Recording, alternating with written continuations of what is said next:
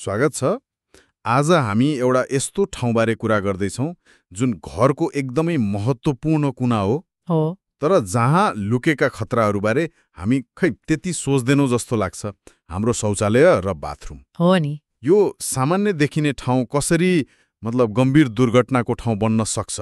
हामीले हेरेका स्रोतहरूले केही चिन्ता लाग्ने कुराहरू देखाएका छन्। आउनुहोस् अलि गहिरिएर हेरौँ न त। निश्चय पनि हामीले हेरेका सामग्रीहरूले के देखाउँछ भने यो खाली सामान्य चिप्लिने कुरा मात्रै होइन।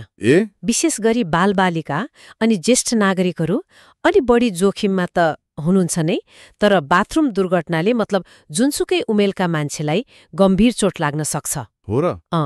हाम्रो आजको उद्देश्य चाहिँ यी जोखिमका कारणहरू के हुन् र स्रोतहरूले के कस्ता व्यावहारिक समाधान सुझाएका छन् त्यसमा छलफल गर्नु हो। ल त्यसो भए सुरुमा जोखिमका कारणहरू नै हेर्नु त।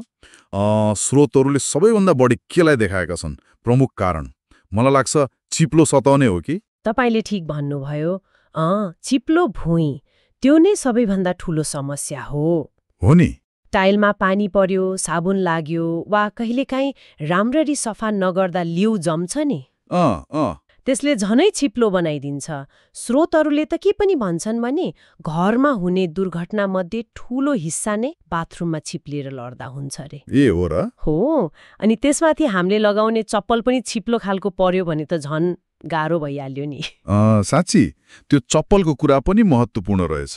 अनि अँध्यारो नि, कम उज्यालो भयो भने, खास गरी राति वा बत्ती मधुरो छ भने एकदम त्यो पनि ठूलो समस्या हो। उज्यालो कम भयो भने भुइँमा पोखिएको पानी, त्यो सानो साबुनको टुक्रा वा यताउति राखिएका सामानहरू देखिँदैन। अनि अल्झिने डर भयो? हो, खुट्टा अल्झिन सक्छ। अनि अर्को महत्त्वपूर्ण कुरा के छ भने यदि अचानक लडखडायो हैन, अनि समात्ने केही ठाउँ छैन भने, जस्तो रेलिङ वा ह्यान्डल, त्यस्तै भित्तामा बलियो ह्यान्डल वा रेलिङ छैन भने त्यो सामान्य लडाई पनि एकदम गम्भीर हुन सक्छ। स्रोतहरूले त यस्तो लड्दा हातखुट्टा मात्रै भाँचिने होइन, अरू पनि टाउकोमा गहिरो चोट लाग्ने, त्यसको लामो समयसम्म असर रहने, कहिलेकाहीँ त मृत्यु नै हुन सक्ने खतरा पनि हुन्छ भनेका छन्। ओहो, त्यो त डरलाग्दो नै रहेछ। अनि बिजुलीको कुरा नि, पानी भएको ठाउँमा त्यो पनि त जोखिमै होला। हो, एकदमै। पानी र बिजुली त सधैँ खतरनाक। तारहरू राम्ररी नलुकाएको नाङ्गो छ वा पानीले भिज्ने ठाउँमा स्विचहरू छन् भने त करेन्ट लाग्ने ठूलो सम्भावना भयो। यसबाहेक बाथरुममा त्यो धारिलो वस्तुहरू जस्तै ब्लेडहरू अनि सफा गर्ने ब्रस, बाल्टिनहरू छरपष्ट राख्यो भने पनि अल्झिएर वा ठोक्किएर चोट लाग्न सक्छ। हो नि। अनि स्वास्थ्य अवस्था पनि महत्त्वपूर्ण हुन्छ।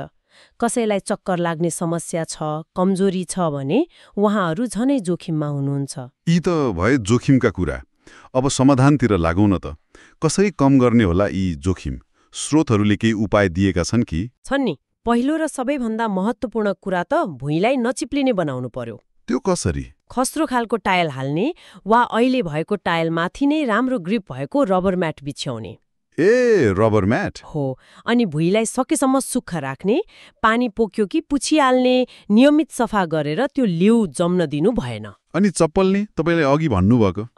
बाथरुममा लगाउने चप्पल पनि नचिप्लिने खालको हुनु पर्यो, तल्लो भागमा राम्रो ग्रिप भएको। ठीक हो। अनि उज्यालो? उज्यालो त पर्याप्त चाहिन्छ नै। त्यो मधुरो बत्तीले काम गर्दैन। स्विच बाहिर राख्नु राम्रो, वा सेन्सरवाला बत्ती झन राम्रो। अन्ध्यारोमा भित्र पस्नु पर्दैन। बिजुलीका सामानहरू नि, जस्तै हेयर ड्रायर, गिजर, ती पानीको स्रोतबाट टाढै राख्नुपर्छ। सकेसम्म वाटरप्रुफ सामान प्रयोग गर्ने। अनि त्यो सुरक्षित सर्किट हुन्छ नि, जीएफसीआई। जीएफसीआई त्यो के हो? Ground fault circuit interrupter. यसले के गर्छ भने थोरै करेन्ट कतै लिक भयो, जस्तै पानीमा वा मान्छेको शरीरबाट पनि तुरुन्तै लाइन काटिदिन्छ।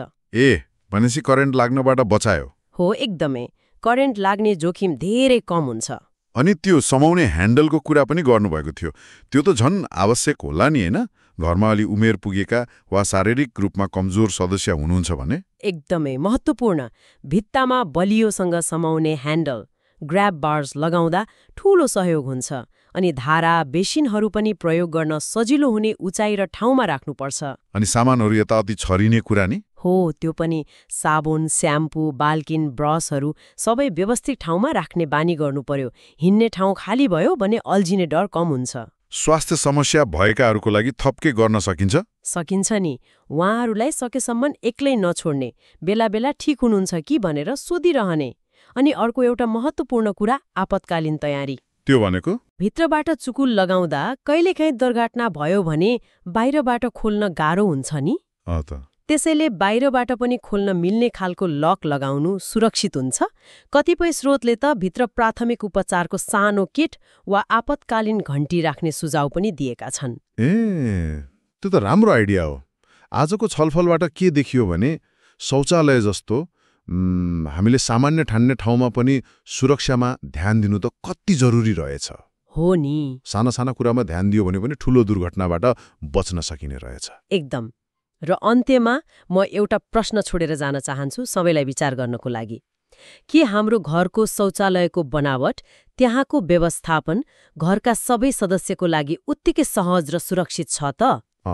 खास गरी फरक शारीरिक क्षमता भएका वा अलि उमेर ढल्केका व्यक्तिहरूको लागि, मतलब खाली भौतिक सुरक्षा मात्र होइन, पहुँच र उहाँहरूको स्वावलम्बनको हिसाबले पनि एकपटक आफ्नो बाथरुमलाई हेर्नुपर्ने हो